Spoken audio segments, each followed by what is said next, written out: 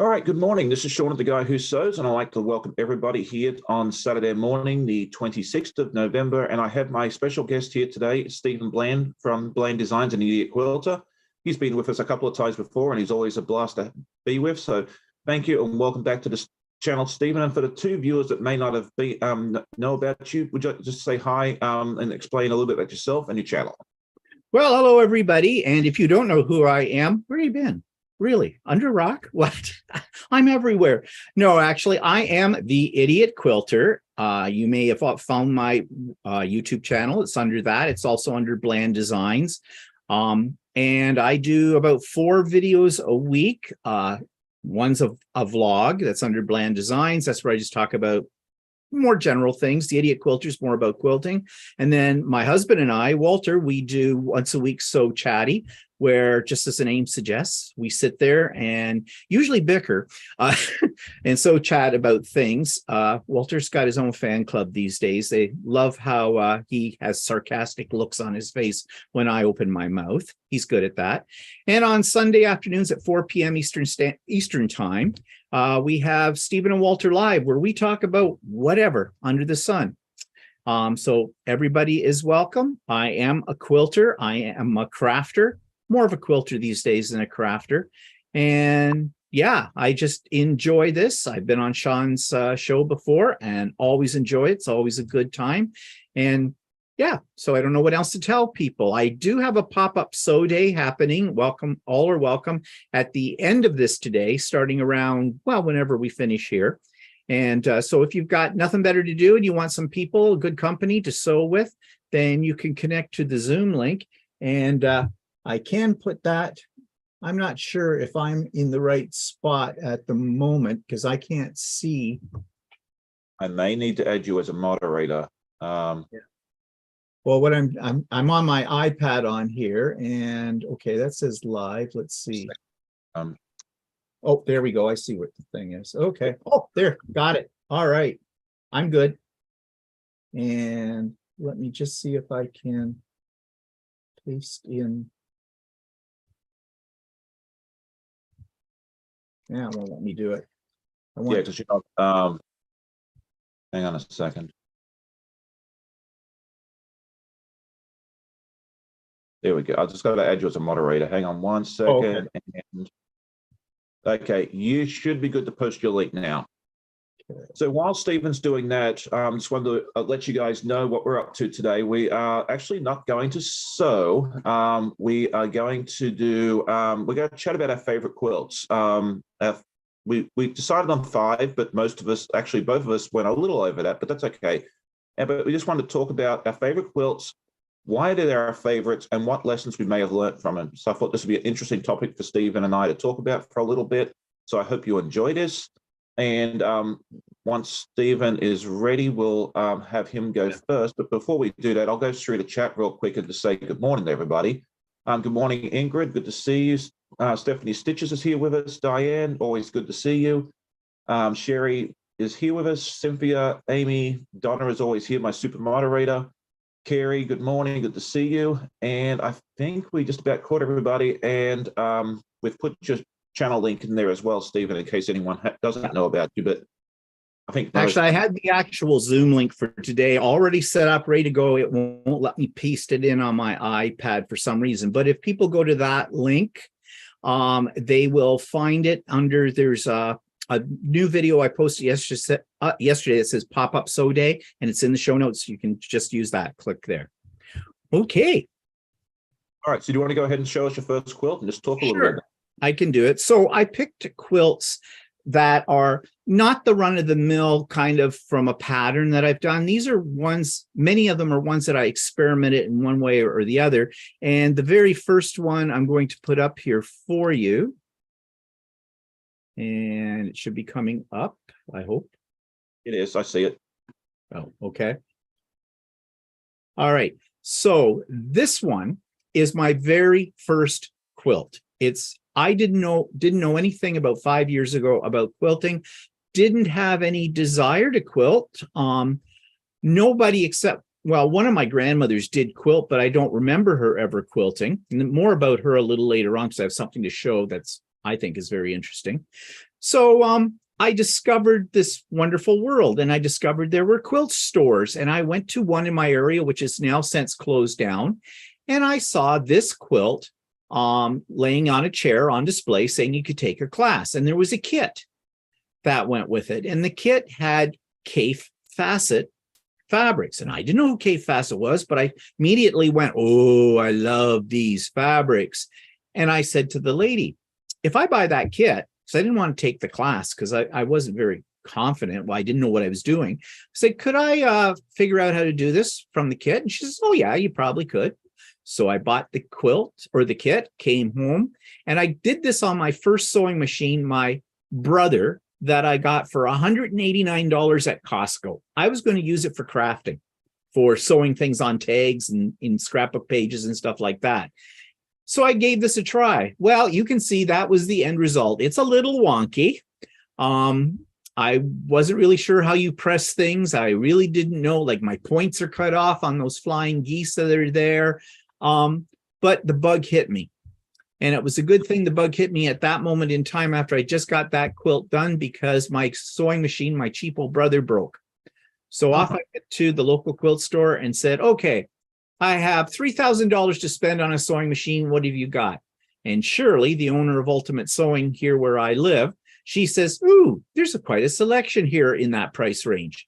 And she was really good. She knew I was a beginner. She recommended several machines. I picked one and never looked back. For those of you that know Janome, I bought a 6700P. It's a real workhorse. Walter uses it now. I gave it to him when I upgraded to other machines, and he uses it all the time. Hasn't given him a day of trouble. And he's not a quilter. He's a garment maker and bags. He makes men's shirts and pants and bags. So yeah, this was an Alex Anderson design, and I'm sure everybody knows who Alex Anderson is. And this is what got me into quilting. So as I said, this one is very wonky, but it's your first. You know, you always have a special heart or spot in your heart for your first, don't you? Oh, absolutely. And so I think for your first looks great. Yeah. So do you want to show one now, and I'll stop this? Yeah. Okay, I was looking for my second one, actually. That's all right. The first one, actually, since you talked about your first, I actually have my first, well, part of it. And when I started learning off YouTube, and I had nobody to teach me. So I just started off super simple with 6.5-inch squares. And originally what I had designed was that I did this on the front and the back. And then I discovered that trying to do the same on the front and the back was not going to work. So I quilted the front. I got some backing fabric for it, and I quilted the front of it. I gifted it to my niece, and then I've always just kept this, and it's just a quilt top. And yeah, I don't know if I'll ever do anything with it. It's just kind of like a memory for me, and it just, to me, the special thing behind it was that it taught me that I could quilt. Yes, that's why I hung on to mine too. It reminds me of where I started, and then every now and then I'd look at and see my progression. So yeah. Because I mean, like you can see here, like the squares are not perfectly lined up, but you know, for my first go, it's not bad. Not bad. No, I was going to say it's not bad at all. So, you know, we probably our worst critics, aren't we? It doesn't matter how many quilts we've made. We still look at them and go, I should have done that. Or if you have someone like Walter in your life, like I do, he will tell you that. He will find a mistake.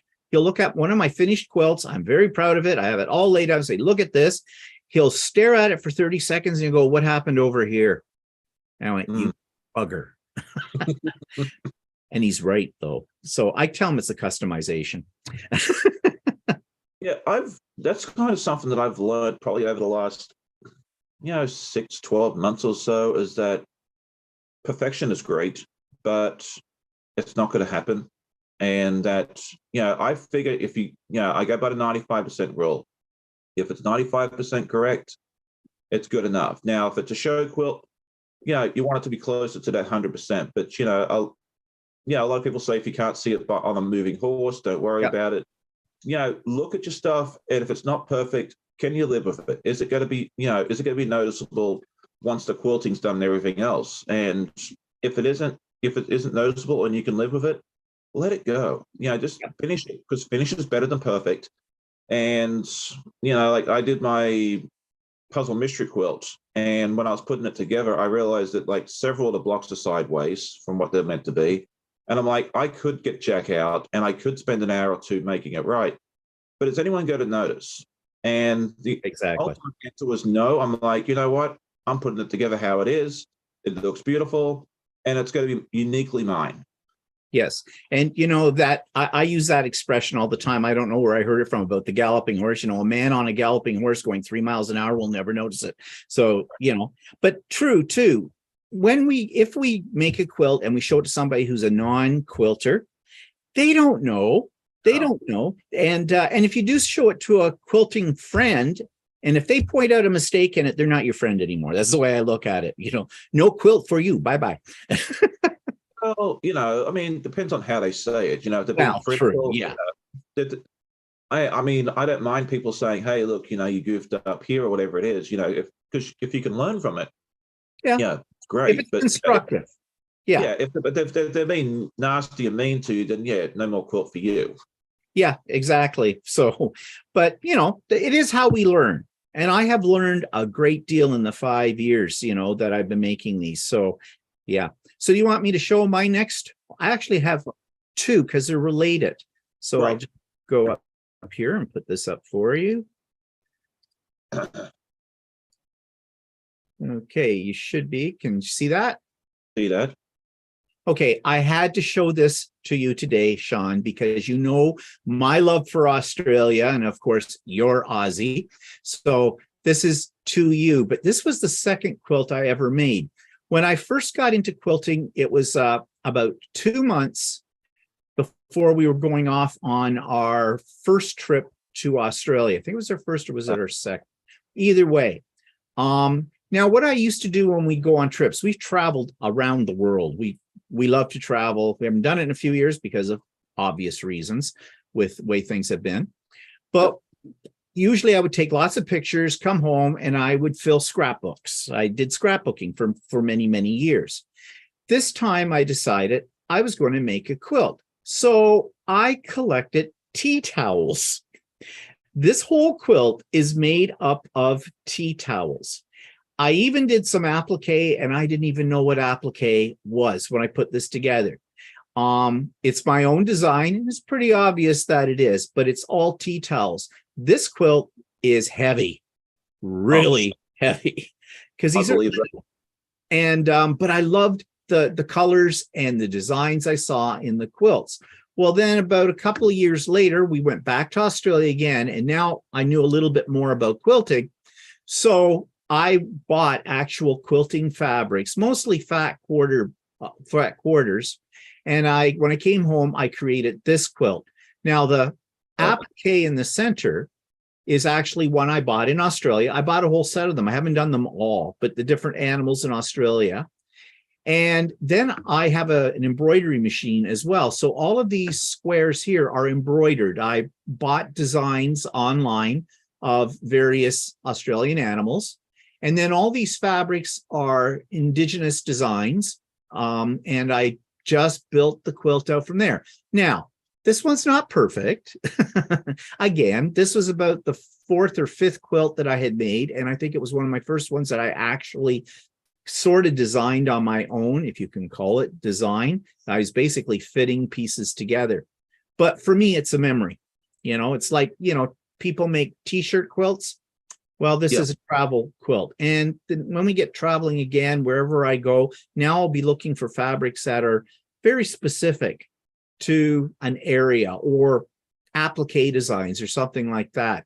So 2 Aussie quilts, and you can see my progression between the two. No tea towels. And I'll just switch that off. There we go. And I tea towel thing, because I have a bunch of tea towels from my aunt who is no longer with us. And I've always wondered, should I make them into a quilt, or is it even possible? So you've answered that question for me. It is possible. Yes. But and heavy. Like you said, be heavy. I might just make a small one. It's on the long list of stuff that I'd like to do. I think the list of stuff I want to do as long as I'm going to live. So, we all can relate to that. And then the other thing I noticed with your second quilt with the stars is that they have the 7 points. Yes. That's And that comes from the flag. yes, yeah, because on the Australian flag, you'll notice underneath the Union Jack is a 7-pointed star, and that is for each point is for the 6 states, and then the other one is for all the territories. Yeah. Kind of like the 50 stars on the US flag. And something that people probably don't know about our Canadian flag, we have an 11-pointed maple leaf in the center of it, and that's on purpose. That represents the 10 provinces and one's for the 3 territories. Same idea.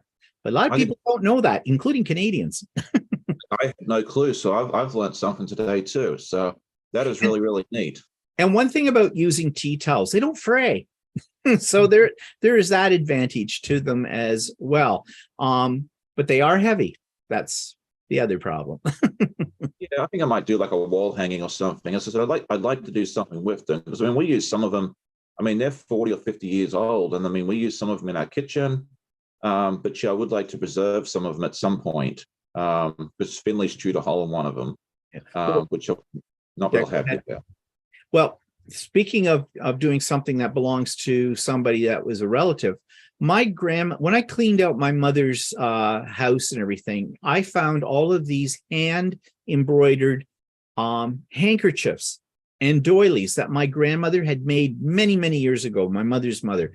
And I kept them because my grandmother was an extremely good seamstress. She won a lot of awards at country fairs and things like that over the years. So I didn't want to just pitch them out. And someday I would like to incorporate them into a quilt. I just haven't got around to that yet. Same thing. I'm not really sure how to attempt this. Although, mind you, now that I have a little bit more experience, I think I probably could interface them like you would with a t-shirt quilt kind of thing. I think I could make it work. I just one of those things on the bucket list, right, to do. I know we all get so busy, and you always see all these new ideas. Like, but you know how that's just how it is. Let me just run up the chat real quick, make sure I didn't miss anything. It looks like we had Chloe, I think, hopped in. Kathleen, Quilting with Stephanie Stitches, and so good morning. She's been trying to catch me on a live for months, and it's great to see. And she's from the UK, so good afternoon to you. Thank you for joining us. And then a couple of people said something about our first quilts. Sherry said that both quilts look amazing for first quilts, and I totally agree with that. Like I am super proud of my first quilt, and I think Stephen, if he isn't proud, he too. And then Stephanie Stitches said it was a design choice when I was talking about the errors on that one quilt. So I mean, I'm perfectly happy with what happened there. But I'll go ahead and talk about my second favorite quilt, and it's actually the only one that I don't have with me. And I don't know how to do screen sharing on the phone like Stephen does, so I'm just going to share it. Oh, cool. We'll try again. There we go. So it's 8 little dachshunds, and it's a baby quilt. And I made this for my nephew who was born almost 2 years ago. And you can see that it is rainbow colors because my sister and her husband had some trouble getting conceiving, and they actually had a miscarriage about 2 months before they got pregnant with my nephew. So he's what they call a rainbow baby. And so I wanted to incorporate that that design into the quilt itself. So you see the 7 colors of the rainbow, and then I put a brown dachshund at the end because they actually have a little dachshund as well. We all do. I mean, I have Bandit, and my dad has one. My sister has one. We've all had dachshunds for many, many years. So it's a very, very special quilt to me. And the reason I like it so much is that it's going to be a lasting gift for my nephew. I mean, he'll be able to keep that for eons, hopefully. Yeah. Well, a couple of things that showing that quilt that appealed to me is I have never done a quilt that actually has, and I want to, like animals in it. I remember your koala quilt. I absolutely love that one. And I want to try something like that as well. Actually, I have a design for one that's for cats because I love cats. And sorry about that. Just turn that off the phone. I Like didn't even hear it. calling, it's not someone calling for me, it's just someone calling to tell me that, someone has like taken off with my Visa card, or they want to clean my ducts. That's the only kind of calls I get. But anyways, what I was saying is, so I want to do an animal one, and I've got one for doing cats, kind of a thing that I want to do in the new year. And I want to do it with cats, and I want to donate it. I'm going to next year take some of my quilts and going to do them for Project Linus, that gives quilts to kids that are struggling for one reason or another. Life has not been good to them, and to comfort them. And I specifically want to make quilts for teenagers because they get left out. That's what I find. And having been a high school teacher, teenagers have a special place in my heart for me. So that's where I want to put my efforts in the new year. But I digress. I love the way you use solid colors in your quilts. That's bold, because if you make a mistake on a solid, it is going to show up. Whereas if you've got a print, you can kind of hide it. And I think that's why I don't do a lot of solids. I love them, but I'm a little afraid to use them. So you're bold. You're really bold, Sean. I admire your style for that. And yep. I mean, I've always thought that solids are easier because, I have access to our local quilt shop has the full Kona line. So I have much 365 colors to choose from. And it's also, the thing I love about solids is that you don't have to worry about the front and the back side. When you're putting stuff together, you can't put it on backwards, which makes things so much, especially with that koala quilt. I know Donna in the chat is working on hers, and she's using prints, and I know it's harder for her because she has to think about which way is which, whereas I'm just like, oh, it's orange. Okay, stick it on, the way we go. I don't know. I've just always been drawn to the solids, and they're also half the price of prints too. So, True. See, I can go as far. That's why I like batiks, because in most cases, there isn't a right or a wrong side on a batik. So, if you're doing something that, may be directional or whatever, if you had directional fabrics, you can get away with the batiks. And I have found with batiks, they're my love. I love batiks. It doesn't matter what colors you buy. Batiks all go together with each other. They really do. So, same kind of thing. And they don't fray the way regular cotton does. So some people hate them because they think they're too stiff, but that stiffness comes out once you've washed the quilt once. Walter makes some of his men's shirts that he makes out of batiks as well. They're really neat. I love seeing those. Yeah, because the colors are so, and I'm all about bold, as you know, very bold. Walter likes to say busy. I like to say bold. But, and speaking of which, I can show you my next one here, because this is definitely bold. And this one has a little bit of a story behind it. So this quilt was my first attempt and my last attempt to make a quilt to put in a show. I belonged to a guild for a while. I don't anymore. That's a story for another day. And they had this challenge. They were doing a quilt show. And the challenge was you bought a half meter of the butterfly fabric, the one that's in here that has the brightly colored butterflies. And you had to design a quilt or do a quilt using that fabric. And you had to use at least the half meter. You could buy more of it if you wished, but you had to use that. So this is what I designed. And I took painstaking steps in making sure I had my points. You can see my points are all there.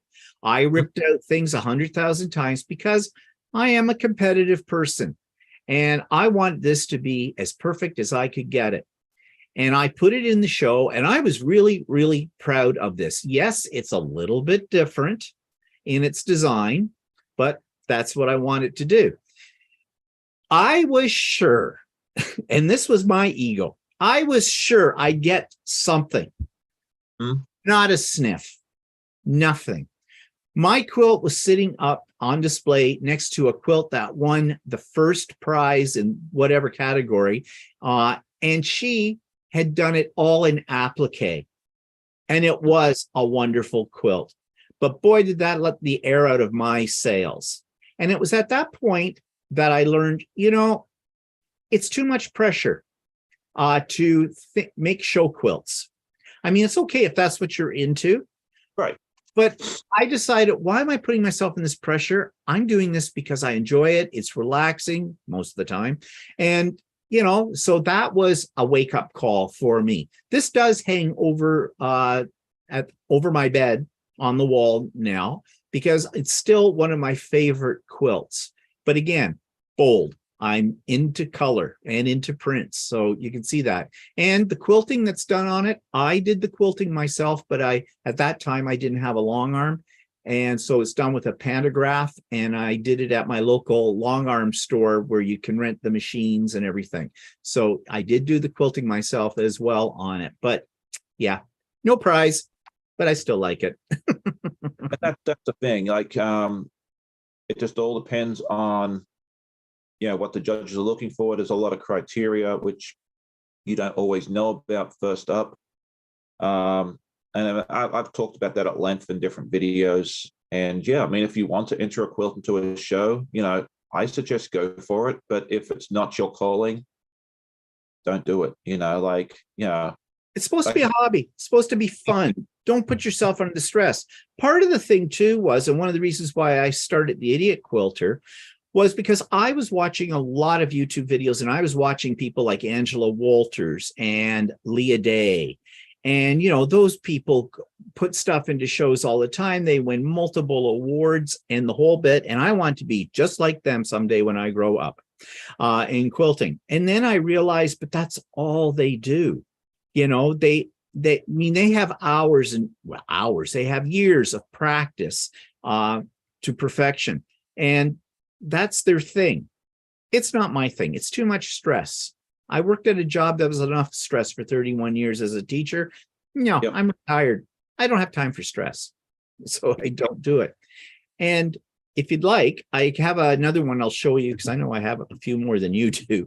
But I'll just go to this one because we've been talking about design. So this next quilt, when it comes up here, this one, I call it my Celtic quilt.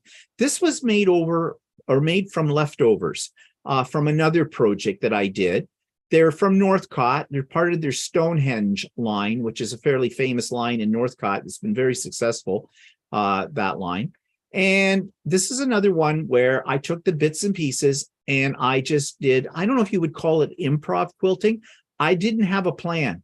I started in the center and worked my way out. And there is some fudging going on in this quilt to get the design right. But vast improvement in designing my own quilt from the earlier one that I showed you here. I belong to a group called The Quilter's Way. It's a paid membership site. It's run by a lady, Kim Jameson Hurst, out in Calgary. And I've been a member of it since its inception. And I was showing this to everybody on one of our Zooms that we have every so many weeks. And one of the ladies is an engineer as well as a quilter. And she says, can you send me your pattern? I'd like to make this. And I said, nope, can't. I didn't write a pattern. It's improv. She says, do you mind if I write a pattern for it? I said, go for it. And she did. But she did it in old school fashion. She did her pattern. She worked out all the measurements and everything on graph paper. And she has it all worked out, but she doesn't know how to get it to me without actually going to a print store and printing it out, because she made it on huge sheets of paper for some reason. Don't ask me. So that was a couple of years ago. I've never seen the pattern because I told her, if you send me the pattern, I will make the quilt again from your pattern instructions, and we'll see, as a test to see how it works out. That's never happened. But so this is a one-off, but I was really happy with it. I've figured out how to get points so you can see the points. And everything like that. And to me, it's interesting that you say it's Stonehenge, because I look at that and it almost looks like Egyptian, like you'd walk into one of the old pyramids from a pharaoh and see it hanging there along with the sarcophagus and all that stuff. Yeah, that's true. It does have that look, but that's what the line of fabric is called. But Yeah. you see those border pieces that have the little Celtic or whatever you want to call it, designs in it. Those I fussy cut out of the scraps. And if you looked at it really close, they don't perfectly match up. But again, a guy on a galloping horse would never see it. And this Right. quilt is square. And the quilting on it, this one, I think it's sort of a meander. I think I may have actually done that in my embroidery machine at the time. I was trying to figure out if you could quilt on an embroidery machine. Sort of can, you sort of can't, but the quilt wasn't that huge, so I was able to do it. I think that's how I did it. I don't think I took it to the store to do it. But anyways, so okay, let me take that off so we can see you. Okay. No, that's a pretty quilt. I really enjoy that one. I do want to just duck up the chat and just say a couple of things real quick because I don't want to ignore people. My friend Beth from Goody Goods is here with us this morning. Good morning. It's good to see you. Chloe says it's a very pretty quilt that you showed there, Stephen. Let's see, what else have I missed? And Amy C says she loves the Celtic quilts. And Beth says the colors are gorgeous together. And Cheryl Curley is here. She says, hi, Stephanie, early for me, 6:30 a.m. and slept with a hot potato last night. Is your ear hurting or something? I know that's kind of going around like the flu and all that sort of stuff there as well. It's been filtering in and out of our place for the last few weeks as well. So, but yeah, thank you for sharing those too. I mean, I love hearing this. I love hearing stories behind quilts. Like I love seeing quilts and I love hearing the stories behind them as well. So Yeah, I do too. yeah, when you suggested this during our live, I thought, this is a fantastic idea. And I was, jumping at the chance to do this. So It's great. So you got something to show? do. And it's funny you talked about a quilt show item because my next one is, and I did it in chronological order. I'm not trying to cheat off you, is my first entry into a quilt show as well. And I actually got a ribbon on it. Wow, that one's cool. That is really cool. The background, the black on it just makes the colors pop on that. I love I like, especially when I use my bright colors on the front. I love using a very dark background. I find it just helps to pop, and with batiks especially, helps it pop. And I've actually now, like, this is black, as you guys can probably see, but I've actually now started using a very dark gray rather than a black because it doesn't tend to show the like dust and hair and whatever else, pet hair and all that sort of mess as much as the black does. I actually got it by, not by accident, I guess I was forced to because they were out of black fabric when I went to the store and they had a very dark gray and I used that and then I've actually fallen in love with it and that's what I use now instead. So, but you can see the points on this are not perfect. But they're pretty, if they're not perfect, they're so darn close. Again, But I you think can't like be criticized for that. Yeah, and I mean, I just quilted it, just with straight lines. I didn't do anything real fancy. But it fits, it works. Yeah, I mean, I love this quilt, and I had to find a place to hang it because I put my ice cream quilt up behind me where this was before. I want to change it out every so often, but it's got to hang prominently somewhere in the house very soon once I actually go out and buy a rod. Yeah, to put it on. Say. So that brings to mind when you were showing that quilt, I've got about 3 questions for you on that. One, there's a ribbon on it. Did you say what place it came in? Third place in adult quilts. I'd be ecstatic over that. Is that the very first quilt you ever won a prize on? That was the first one I submitted, the first one I won a prize on. So, I mean, I just put it in. I really didn't expect to get anything. I was just like, let me put it in and get the feedback from the judges and just see what happens. And then, I went to the show last year. I walked around the corner trying to find where it was and see, how it did with the other ones. And then when I saw the white ribbon on there, I thought I'd won the lottery. So yeah. Oh, yeah. Yeah. I mean, if it was me, I'd be absolutely jumping down all over the aisles and everything going, look, I won. Of course, that's everybody I met for like the next week. And half of them probably didn't care. But it's like It reinforces, it says to you, hey, I'm not bad at this, Right. and every now and then we as quilters need to pat ourselves on our back, because if we don't, who's going to? Okay. So, we're very hard on ourselves. We're our own worst critics and all that. The other thing I was going to say is you're quilting on that. You did that all on a domestic machine, didn't you? Yes. And did you use rulers? No. Wow. Because I your just lines look really, really straight.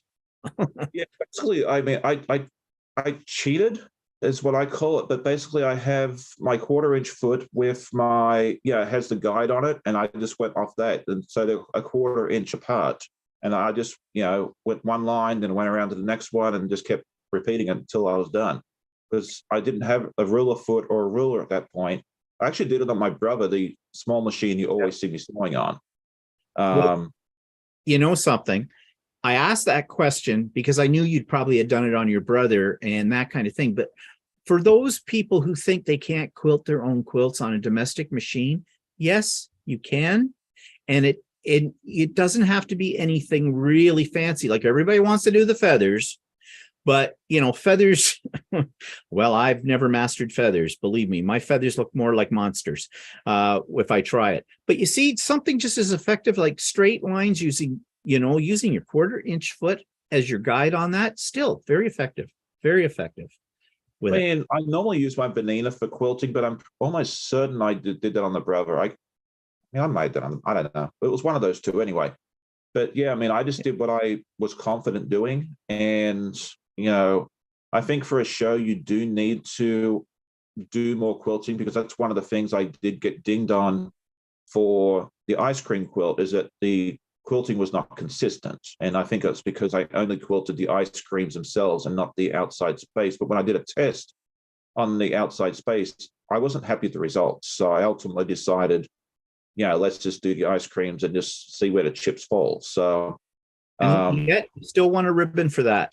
I still did. Okay. So, I mean, I'm and I've learned a lot from it. Like I learned that, yes, I need, if I want to improve or my chances next time, that I need to consider very strongly doing more quilting. And that's the difference between a show quilt and a quilt that you gift or keep or that sort of thing. Like they're two different animals. You can't just make a quilt and then decide, oh, you know what, maybe I'll throw it in the show. I mean, you can, but if you want to improve your chances, I think you kind of need to set out from the start, this is what it's going to be for. Yeah, that's very true. The other thing I was going to ask you too is, because you were talking about swapping out your quilts. I don't have any room left in my house to hang quilts or wall hangings that I make. I am out of room. I have a couch upstairs that I swap out. And when I make a new quilt, I swap out the one that's on there and put the new quilt on it. And, they just start to pile up, and I'm got to do something about that. But what do you do? Do you have space that you can put them on display, or do you only have a little area that you have to kind of swap out? Because I can see your ice cream one hanging on the wall behind you, but what do you do? I'm kind of with you. Like I'm starting to run out of room. I mean, we've got some areas where I could put some up, and I think that's what I'm going to do in the near future. But the area behind me where the ice cream quilt is, my intention once I make a few more wall hangings. So I want to do more wall hangings, the small ones, because they're quick, they're easy.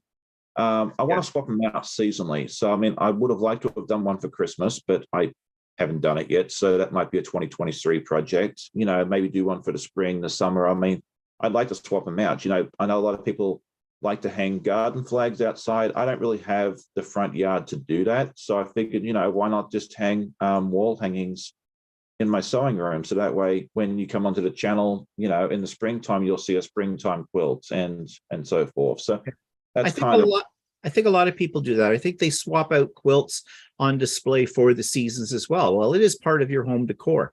Kind of thing. So yeah, I just wish I had a house with a lot more blank walls, because I would cover them. Maybe swap them out. I mean, that might be something for you to consider. Yeah, I'm still looking for the best way. I do have an idea in my head. I just have to get Walter to make me a few things. He's not the speediest when it comes to. I can't do woodworking. He can. So, I have these suggestions for him, but short of putting up the honeydew list on the fridge, kind of a deal. So you ready for me or to show another one here? Yeah, just in a okay. So Cheryl says hot potato is a granddaughter. She said she slept with the hot potato next to her ear last night. So that explains that one. Okay, I thought maybe it was. I know sometimes if your ear hurts, you put like a heating pad or something on there. So I thought, okay, well maybe that's some remedy I didn't know. Anne says she loves that quilt that I showed. She likes the colors. Amy says I love the pinwheel quilt. I've never seen it up close. I haven't really shown it up close that much before. Anne just asking, how many quilts have you made, Stephen? It's good. Okay. I have made probably since I started, and it's been just about 5 years, just 5 years now. I've probably made over 40, 45 quilts. And some I have given away. Most of them I still have. They're piling up. I got to give them away. And then I've made, I don't know how many table runners, placemat sets, napkins, wall hangings. This is all I do. I just quilt. I get up in the morning. I check my email. I turn on the iron. I turn on the sewing machine, and away I go. And I just love it. I never get bored with it. A day without sewing to me is like, well, I must be really sick and in bed for it. And I never get sick. So knock wood. But yeah, so I've got a lot. And every one of them has a story. But the problem here is when I'm done a quilt, I fold it up. It sits on a table with all the other quilts. I used to put them on my guest bed, but there was so many, the guest bed was actually starting to like bow. That's how these suckers are heavy. So I have them folded up on a table and I never look at them again. I couldn't tell you what I've got sitting on that table until I start pulling them out and go, oh yeah, I made that. I do have a journal. I keep a list of everything that I make and when I finished it and that kind of thing. And I do take pictures of them all and I put them on my computer. But when I'm done a quilt, I'm done a quilt. It's like, okay, let's move on to the next journey, kind of thing. So yeah. I can understand. You always have like a million ideas. Like, yeah, once it's done, it's done. You've learned your lesson and all that good stuff there. Jeannie, I think it's Jeannie. If I mispronounce your name, I apologize. She says, I'm really enjoying your interaction and the backstories of your quilts. Thank you so much for that. And that's, when Stephen suggested it, I just thought that was a great idea because I love talking about quilts and listening to the stories. And that was something I did when I had COVID a few weeks ago. I actually went back to some of the photos I took at the quilt show and did a premiere with that and shared some of the stories that they posted. And I thought, what a great idea. Like, you can go look at quilts, but it's always more fun when you hear, I made this because, or, this was the inspiration and everything else. I just think it gives it another level. Yeah, I agree. Amy C says she's the same, Stephen, every day. I said, I try and sew as many days as I can. Unfortunately, I'm not retired. I don't have that luxury yet. I still have a long way to go to get there. But yeah, some days after work, I just don't have the energy. But whenever I can, I try and get 20 minutes in, 30 minutes in. I'll cut some fabric, and then there's some nights I just can't do it. But I do miss it. Like when I was isolated for those 7 days, all I wanted to do was get back down here and sew. So yeah. But do you want to go ahead and show us the next one? Yeah, and just before I do, I was going to say, I have the luxury of being retired, but you want to know something? Retirement is scary to a lot of people because if you've been working all your life, that's what you've been doing. And if you don't cultivate a hobby or something like that, you're going to end up dead or with Alzheimer's or something like that. So this is why I quilt. It challenges my brain all the time. It keeps my creative. I've always been a creative person, so it keeps me interested. It keeps me creative. And I think anybody who gets into something like quilting or sewing or knitting or crocheting, and when they're retired, you need to do that. Otherwise, what's the alternative? I watched my parents both die early deaths simply because, especially my dad, he had nothing to stimulate his mind when he retired. He had lived for his work and the whole bit, and that was it. He had nothing, and they just wasted away, and mentally. And as they wasted away mentally, their bodies wasted away too. So they both died early in their life. They should be enjoying their retirement years right now. They weren't that old. My mother was 81 when she passed away. My dad was 76, you know, like, and I'm 65 going on 66. I don't want their fate. No. And So, I think you're right there. Like, it's good. You know, I mean, like, this is what I want to do full time when I retire. And, you know, like you said, I think having a hobby is good, or if not, go volunteer somewhere. You know, like I see a lot of retired folks, you know, doing like Meals on Wheels or whatever else that they do. And I think that's good for them as well. If you're not crafty, you know, you always have that option as well. well, people always say you got to keep your body moving, but you also have to keep your brain moving. And I think that's what quilting lends itself to.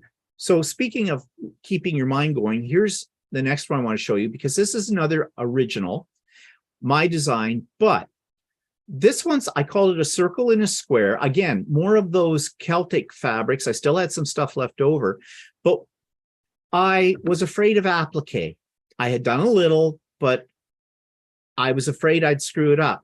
Now, this, I had seen it had been done as a drunkard's path kind of thing, but I decided I didn't want to do that because I figured sewing curves, I'll never manage to do it. So I cheated. What I did here with these circles, they are basically appliqued onto a square, but with a satin stitch all the way around them. But I have this interesting little tool that I bought for my sewing machine. It allows you to sew circles. It has a little spindle, a little pointy spindle, a very sharp little spindle. Ask me how I know about that. And I think I got most of the blood off this quilt. And you put it into where your bobbin holder is. It fits over top of that. And okay, you put a piece of fabric on it, center it. You can adjust how big you want the circle, and you just let it go. And you can use decorative stitches or whatever, and it'll sew a complete circle, any size that you want. It's magical. But what I did was I cut out my circles beforehand, and then I figured out where they needed to go on the square, and I lined up that little tool, and it did my satin stitch around every one of the circles. And it took no time at all. And then after that, I just put the whole thing together. So I'm always looking for ways I can use technology in my quilts. And another one, this one, now this is where I started to deviate away from more traditional quilting and moving into something that, well, I think you'd call it an art quilt. Right. These panels in behind, I made myself on my printer, and I used Photoshop. They actually come from my days as an art journalist person, if you know what art journaling is. And there's a lot of layering. So I had done these in my art journal back way before I got into quilting. I scanned them into my computer, and then I printed them onto printable fabric and created this little wall hanging that you see here. And each one of these is slightly different. But the colors you see in it, that is not fabric. That is all done. That was originally paint and then scanned into the computer. This is one of my favorite pieces. It was my entrance into the world of art quilting. Now, I haven't done a lot of art quilts since when I did this one. But this one I thought turned out really good, and I should revisit this process again because it's kind of fun to do. Oh, sure. So I thought I'd show you that too. So come back to us. Okay. That is great. I love the circles. The thing I struggled with circles too. I wanted to do like half circles and stuff for the ice cream quilt behind me, and I played of it and I played of it, and I said some very choice words that I can't repeat on YouTube. Otherwise I'd be banned. Plus I don't want to speak that way in front of ladies. So I ended up doing applique on that. But the one thing I found was very helpful is I bought a template set of tools at a quilt show a few years ago, and I found making circles of those were fairly easy as well. It's like an old school set of stuff. It's like the quilts thing itself was like from the 1800s, and I think the templates are kind of from the same era, made with polymer plastic and stuff as well. But that's also good. I mean, circles frustrate you. use a template or use the tool, kind of like what Stephen's talking about, make your life easier. And then applique is always your best friend of circles. Like I'll applique circles rather than fight them if I can. So yeah, true. And there's nothing saying, there's, like they say, there aren't any quilt police. If you can find a method that gets you what you want, then use it. There's no right or wrong in any of this. And that's another thing that I think people who are first getting into quilting, they think there's all these rules. Yeah, there's a few basic ones like your 1/4 inch seam allowance and stuff like that. But just go with it. If you can make it work, it doesn't matter how you made it work, as long as it works. And just asking, that tool sounds useful. Does it fit all machines, as I've never heard of it? It's not universal. You have to get one for your machine. But I think most major manufacturers of sewing machines have this, and I don't know what they call it. Mine's a Janome machine, and it'll fit pretty much most Janomes. They're not cheap. I know that. I think it cost me close to $100 for it, and it was a major investment. And I don't use it a lot, but I have done some very interesting things with it. And sometimes if you want to play with your decorative stitches and just go to town, you can do multiples and move the sizing around and whatnot, and you can make some really cool placemats or a wall hang with it, and using a lot of those underused decorative stitches that you have on your machine. You'd have to check with your machine manufacturer in the foot accessories section for it. I don't know what they call. I think they called it at Janome the circle sewer or something like that. I don't remember now what it's called. Yeah, I'll do some research on it later, Angie. And if I find out what it's called, I might put it in like a podcast or something like that and help you out with that as well. So I think if you do a little search on the Idiot Quilter on some of my past episodes, I think about 2.5 years, maybe 3 years ago, I did do a video showing exactly how I use it and how it works. I can't remember what that video was called, but if you go in and do a search and put in the Idiot Quilter sewing circles or circle sewing tool, something like that, I think you'll be able to find it. Okay, yeah, we'll sort it out one way or the other. Amy's asking, which printable fabric did you use? She's tried some, but she didn't like how stiff it was even after rinsing it. What's that? The batik fabric? Is she asking about? The printable fabric you put the art on. I can't remember the name of the manufacturer. It was just something my quilt shop had and I used. I may have with that one though. There's a way you can make fabric printable. What you can do is you can take plain white cotton and you can take some freezer paper. And if you back it with freezer paper, because freezer paper has plastic on one side of it, and what happens is when you apply heat, it melts the plastic and it acts as an adhesive. But when it cools, you can peel it off. But that gives you enough of substance that you're able to put it through your inkjet printer. Now, you want to do it from the most direct way. You don't want to put it in something, some printers have a rear entry slot or a spot where it'll go through flat. If you put it in something where it has to go over a roller or whatever, it might give you grief. So you'll want to experiment with it. But you can print right on the fabric. And you can buy some stuff that you can treat the fabric with as well. So that now, I wouldn't recommend trying to wash a quilt that you've printed this on unless you can find, there's stuff called inkjet. It's very expensive. I have some, I can't remember the name of it, but basically it's supposed to set the colors from your inkjet printer so that you can wash. I wouldn't recommend that, even though I think you're taking a bit of a risk. So it's more like a wall hanging, fine. It's something you're not going to wash. But yeah, but go on YouTube and just do a search for printing on fabric. There are all kinds of different methods and products you can get for it. And as I said, if you want to keep it soft, then the way I did it on freezer paper will keep it soft. That's awesome. Let's see. Nancy says the art quilts is beautiful, Stephen. And Pamela says that I like the idea of cutting circles first and then using decorative stitches. Thank you. So yeah, I mean, I think it's a great idea. I don't use a lot of the decorative stitches, but I think that's a great idea and something I should experiment with, because now that I have a better handle on applique, I think I'd be more comfortable trying that. So thank you for that. I know some people have suggested blanket stitch. I've always just used zigzag, and that's worked for me. But yeah, I might try some different things out in some future projects. Steve Jeannie says, Stephen, the product is called Bubble Jet. That's it. Yep. Thanks, Jeannie. Hey, someone in the audience always has the answers for us, and I love that.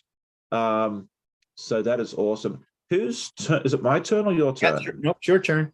Okay, I couldn't remember. I get distracted easily. You know, like, what is it? That movie with the little, they say squirrel when he gets distracted. That's me. Yeah. So this one here is the quilt top that I made earlier this year, the bear paw. Oh, I love that one. Yeah. Yeah, I figured you would with it being bright and bold. Yep. Yep.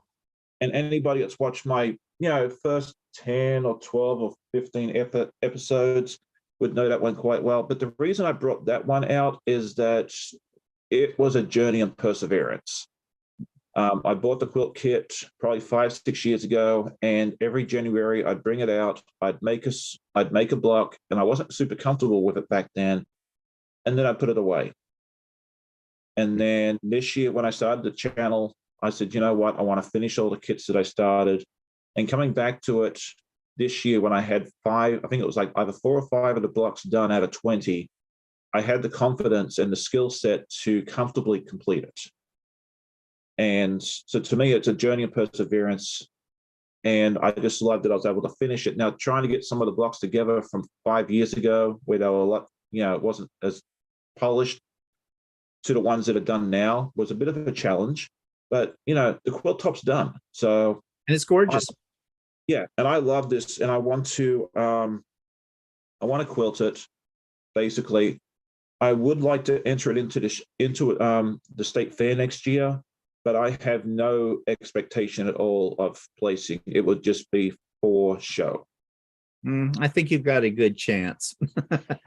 I really do. And it's a bear paw, and that is one design I have not yet made, and it's on my bucket list as well, because I love the look of a bear claw, and I love that one with the gradiated colors and everything that's in it. That's definitely in my wheelhouse as far as colors are concerned. Yeah, they're a beauty. It's not that once you have basic quilting piecing skills, they're not that difficult to do. I do need to do a tutorial on that sometime in the near future. So, well, maybe we'll do it on a live. I don't know. Well, I think I did it on a live with, I think it was Stephanie's Stitches one more afternoon. So I have done a tutorial in the past, but not on my channel. So that might be something I need to do at some point. Pamela and Nestler says, great pair, pull the colors are sweet. That was the thing that drew me to this. I bought it as a kit. The ombre colors was really what drew me to it. But yeah, that's the story behind that one, is that it taught me just keep going. Sometimes if you get a quilt kit or a pattern and it's not working for you, put it away. Yeah. Go do something else. Go practice on something else, but don't leave it 5 years like I did. Come back to it a little sooner.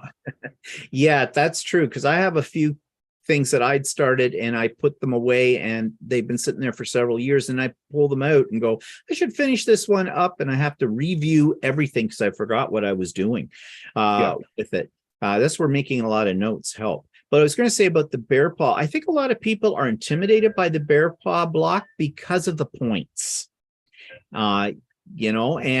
Actually I live for points because I love anything that's got a point or a star in it. But that's because I used to cut off my points. I finally figured out how not to cut off my points, and I'm very proud that I learned that. But that was trial and error over time. But yeah, once you know that, you shouldn't be afraid of it. Go for it. Yeah, have at it. If it's not perfect, no, like Stephen said before, the quilt police are not going to come arrest you and take you to quilting jail. And yeah, for me, the points for a long time were not perfect or even close to it. And I'm not perfect yet, but I'm a lot closer because of the practice. So go out and practice. If it's not right, no one's ever going to notice or care. And after a while, you got to look back in a year or two and go, hey, look, this is what I did. And this is where I've come to now. And it's absolutely huge difference. Well, I actually have a quilt. I'm not showing it today, but it just reminded me of it, where I inadvertently did something and I cut off all my points. So I call the quilt, I finished the quilt anyways, and I call it pointless. It's a bit of an ironic or sarcastic twist on the quilt. So my turn? Show? Yeah. Okay, I'm going to show you 3 in rapid succession here because you were talking about challenges in quilting. And this one is not my own design. This was a class I took, and I took it at my local quilt store, Ultimate Sewing, with a lady there that her name is Donna. She's a great quilter. She's an excellent teacher, and her classes I take, and I always kick myself after because she likes to say the quilts that she picks are a challenge. I like to call them the quilts from hell. And this was one of them. This is a really large quilt. It's a full queen size quilt. And it's called Dynamic Dual. And believe me, talking about your points, lots of points, but also it has mitered borders in it.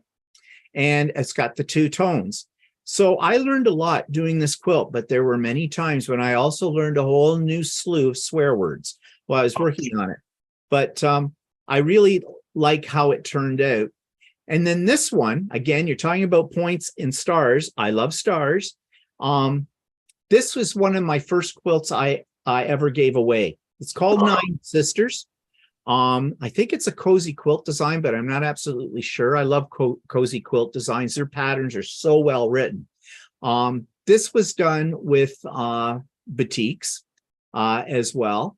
And I think it was done with jelly rolls, if I remember correctly. I think so, because I asked you for the pattern which you sent to me, and because we've talked about this before.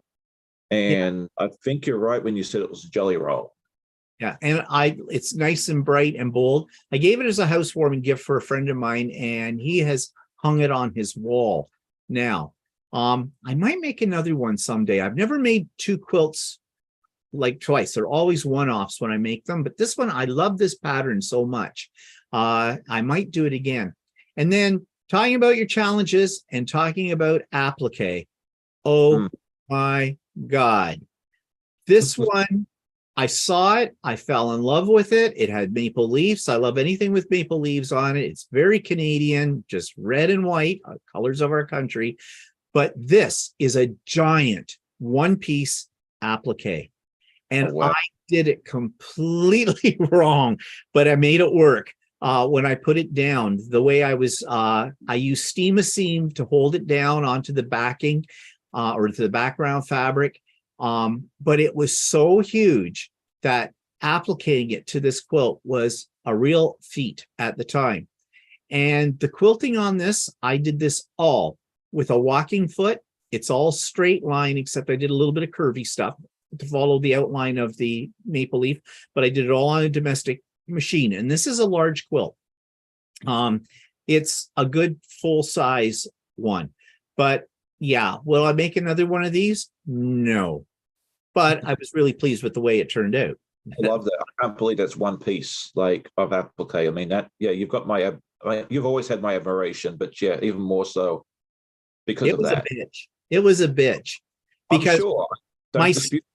My steam seam wasn't even big enough for it. So I had to do the steam seam in pieces, and it was just so awkward to put it together. And I think I did this before. Yeah, in the background, you can see little traces of my old sewing, what I called the sewing dungeon, which was part of the workshop, Walter's workshop. And I didn't have the space to spread it out. Now it would be easier with my new setup, but yeah, definitely a challenge. So, So what have you got to show us? I have one more thing to show. Oh, I have 2, so that works out nicely. Okay, that works out good. So this is another one that people that watched my channel from the beginning would have seen. This is what they call the Rhapsody quilt. Oh, love that. Yeah. And you are the master of solids. You really are. This is the kit. Just a kit. Yeah, well, you had to put it together. So well, this one was also one of those things of perseverance. Oh, Find this one, and it taught me a lot. I got really, really good at doing points after doing these blocks and so forth. So I mean, yeah, they're not like they were not perfect at the beginning, but I learned a lot from it. So something, yeah, I like to say, if you want to do it something challenging, it's outside of your wheelhouse, give it a go. You may not be perfect at the start, but by the end, you're going to be a whole lot better than when you started. But the reason I got this is that it was on clearance at Craftsy about, what was it, would have been 5 years ago. My brother had passed away about 4 or 5 months previous to this. My sister was not doing well emotionally with it. She's a quilter as well. And so the kit, I think, was like $39 each. And they had a really good shipping rate to Australia. It was like $17 to ship it. So I bought 2 kits. I shipped one here. I shipped one to her. I said, hey, let's make it together. And we kind of did. I mean, she finished her quilt top about 3 years before I did. But to me, this is a connection of my sister, because we both made the same quilt top together. She gave it to a friend of hers. I mean, I didn't care what she did with it. But yeah, to me, this will be always a very, very special quilt because of the connection between my sister and I. yeah. Well, 2 things there. A little earlier, and on this quilt as well, you're using black as your background, and then you're talking about using a gray as a background too. Well, I just listened to something, one of the podcasts I listened to, and I guess it's on trend, as they say, that to use colored backgrounds, and gray is one of the colors that's popping up in a lot of quilts right now. So you are a trendsetter. Right there with the colored. I stay away from, I usually go for a white background, and I got to break out of that mold. I got to try more color and kind of thing in the background, because apparently that's what everybody's doing. And the other thing I wanted to bring up too is you're talking about the connection you have with your sister with that quilt. Well, I think that's really nice that you have somebody in your family that also quilts. I don't. My sister does cross stitching, but she has no desire to do quilting. And I've even offered to give her a quilt of her choice or even make one for her. She don't want one. Closest thing is she's okay with a table runner. She commissioned me to, well, it wasn't really a commission. I did it for nothing because she's my sister, but she changed her living room furniture and her dining room, and she wanted a table runner to match the furniture. I went high and low looking for the right colors for this and the right pattern. And right. I hope it's still on her table. She said she liked it. See, I should drop in one day out of unexpectedly. She lives in the area and go, where's that table runner? It should be on your table, shouldn't it? But talking about family connections, the last one I want to show you on here has to do with my grandmother that I mentioned earlier, who quilted. She did all kinds of things. She could sew anything, and she could knit, and she could crochet, and she could hand embroider. She did it all. I don't ever remember seeing her actually do any quilting, and she did quilting by hand, including the piecing.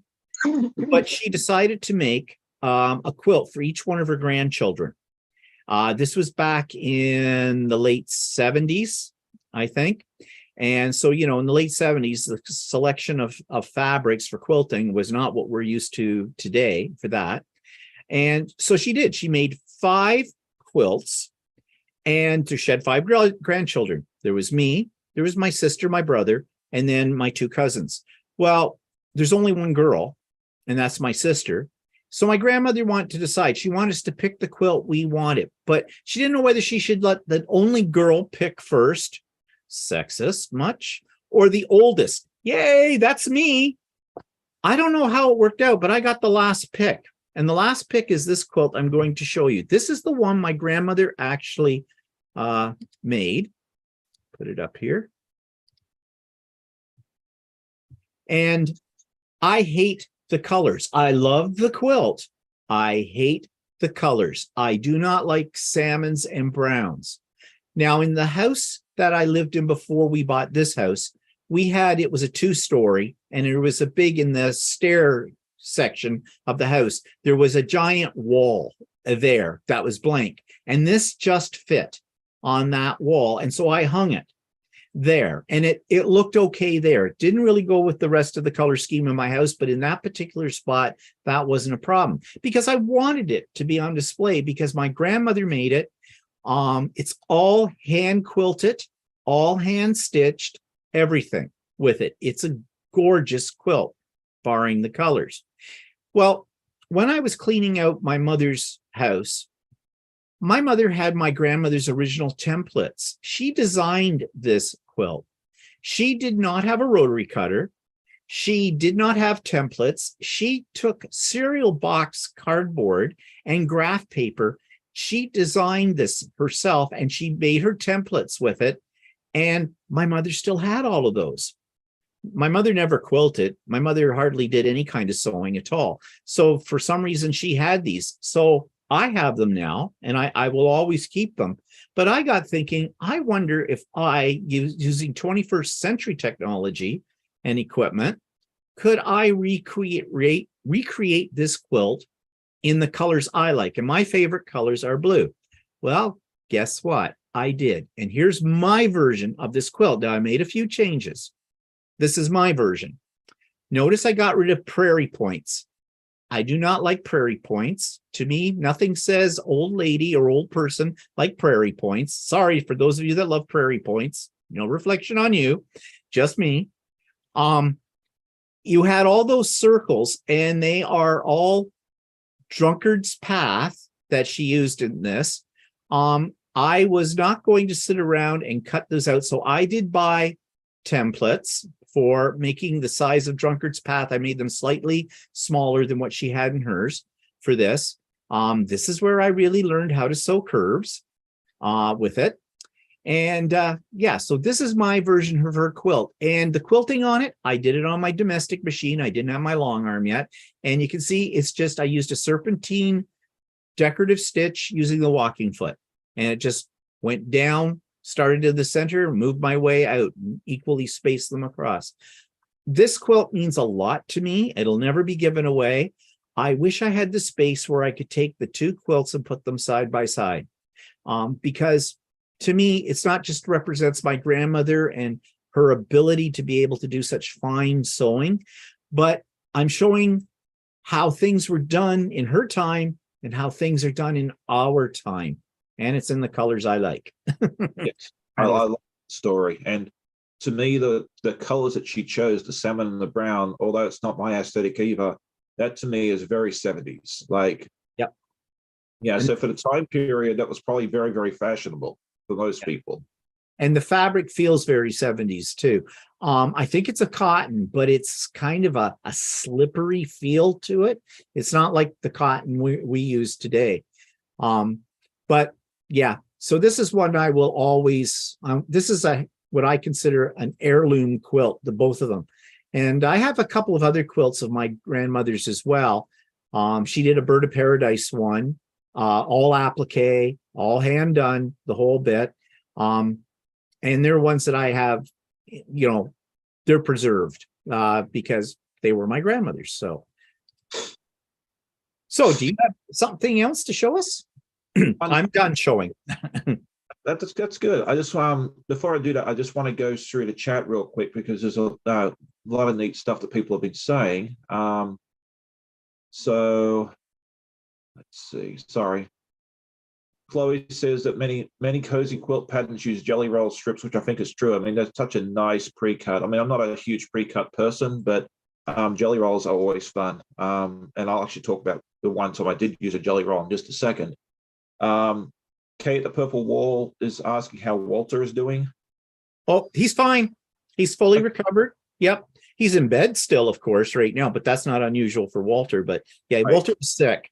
So, but he's doing okay now. It wasn't COVID. He did a test. It wasn't the flu.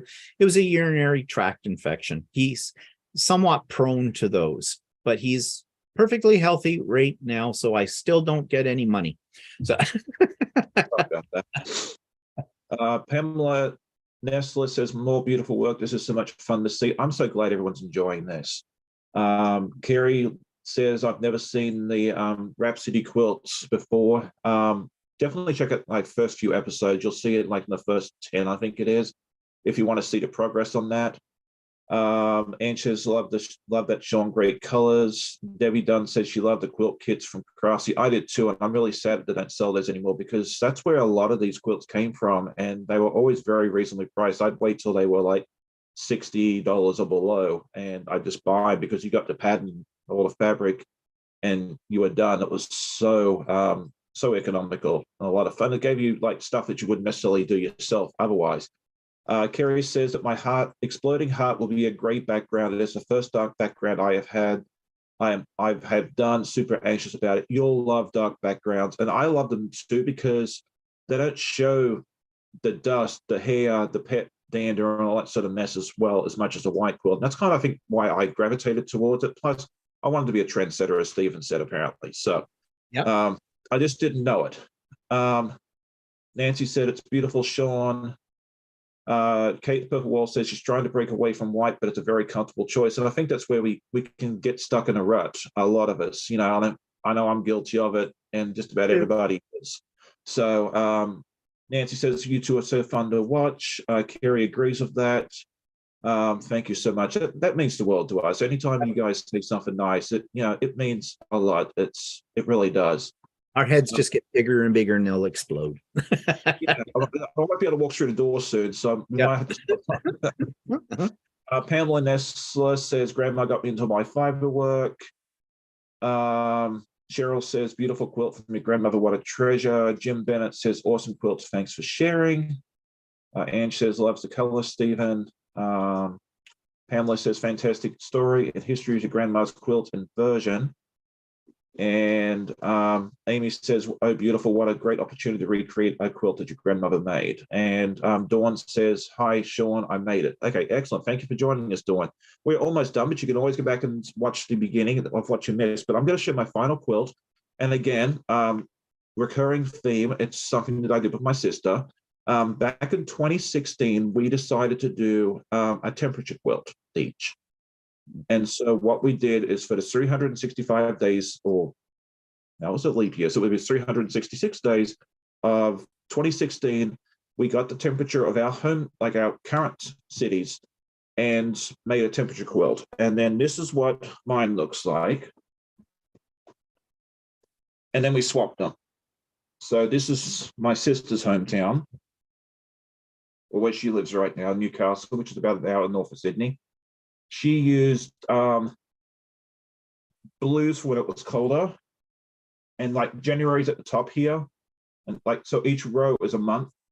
Okay. So you'll see like all the oranges and reds and that sort of thing there at the top, and then in the middle is all blues because it's winter time, and so it's totally different to mine because I had all the reds in the middle because of the North American summer, and then on the back I used. Oh, wow. I love that. Yeah, all the Australian Aboriginal prints. Oh, those are gorgeous. The yellow, this one here, the yellowish one, I bought in Australia when I was down there last time, and it was 35 Australian dollars a meter. I almost died paying that. And then I almost bought the rest of them down there, but I'm like, you know what? No, I'm going to wait. I'll figure something out because I didn't want to pay that much. And so I went back to my local quilt shop 2 weeks after getting back, and I found the others in stock for like $9.99 a yard. Oh, wow. That's good. I'm glad I didn't spend all that money down there, because so I got that one and this one and that one as well. It's all in the same line. What do you, by off chance, do you remember the line name? Because I'd love to do a search to see if I can get my hands on some of that. Probably can't now. Walkabout 2, I think it is. Hang on. About 2. I have it here. Let's see what it says in the selvage. Yeah, I'm almost, hang on. Let's see. Do I have?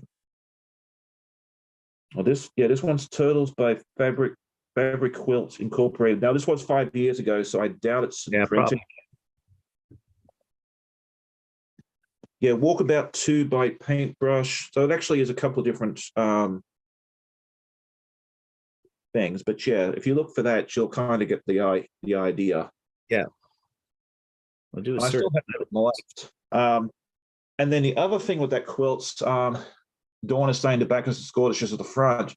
That was my last attempt of doing something on the back of a quilt, because I quilted it and ripped it out 4 times. Oh, geez. Like, we finished my sister, because she came over here in 2018. We put her quilt top together because she put American prints on the back of hers, and we got hers together just fine. But then when I tried to do mine a couple of months later, I finished it, and the black border here, there was no black on this side. It had shifted that much. And so I ripped it out. I tried again, and then I had to rip it out halfway because I saw it shifting again. And I don't know how I got it to work the 4th time, but finally got it together, and I was like, never again. Like, I'm not doing a 2-sided quilt.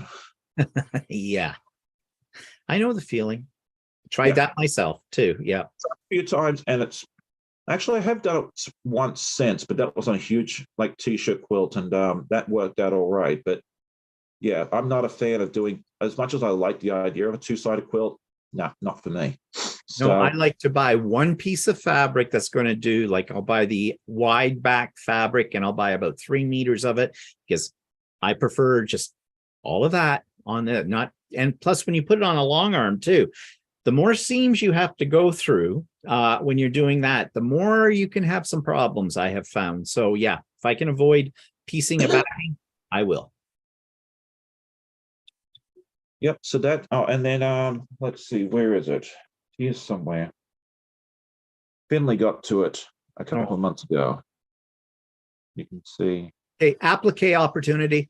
That's what I figured. You know, it's 2 small spots. It's not anything major, but yeah, I haven't quite decided how I'm going to fix it yet. But yeah, applique something. I just haven't quite decided what yet. So, let's see. Quilters drilling over the backing is what she was Dawn said. A piece back is the long armor's nemesis. Yeah, I've never long arms, so but I can believe that.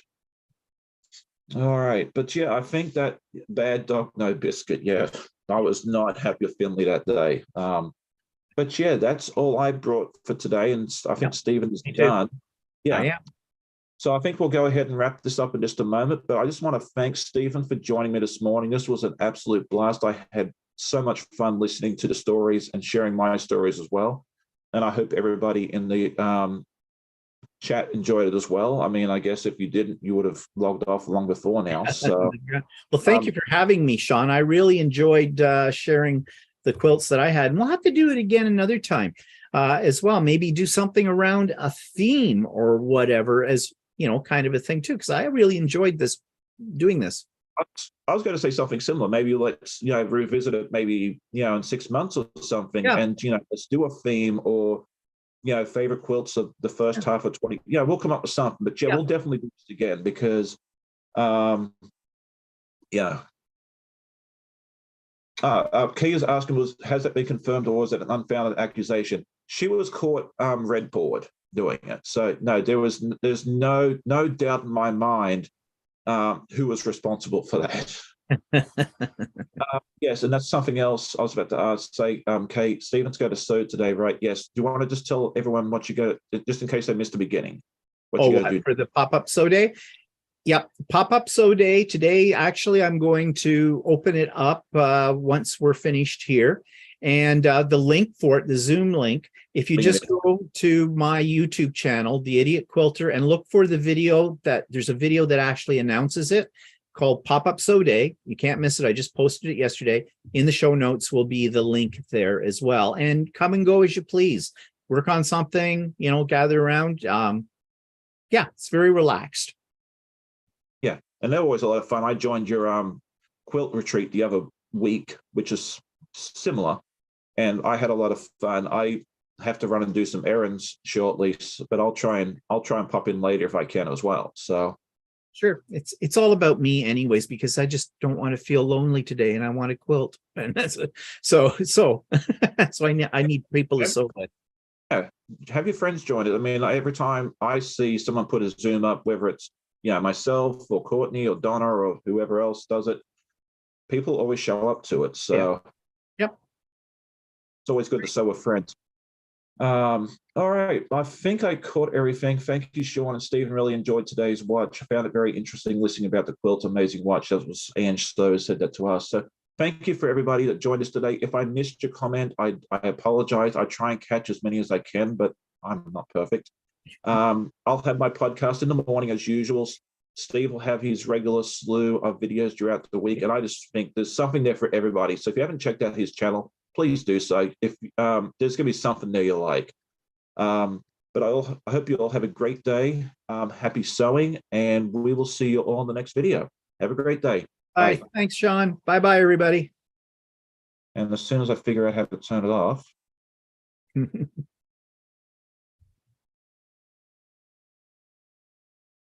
Oh, what did I do? Did I break it? Oh, now I've got an ad. What the heck happened there?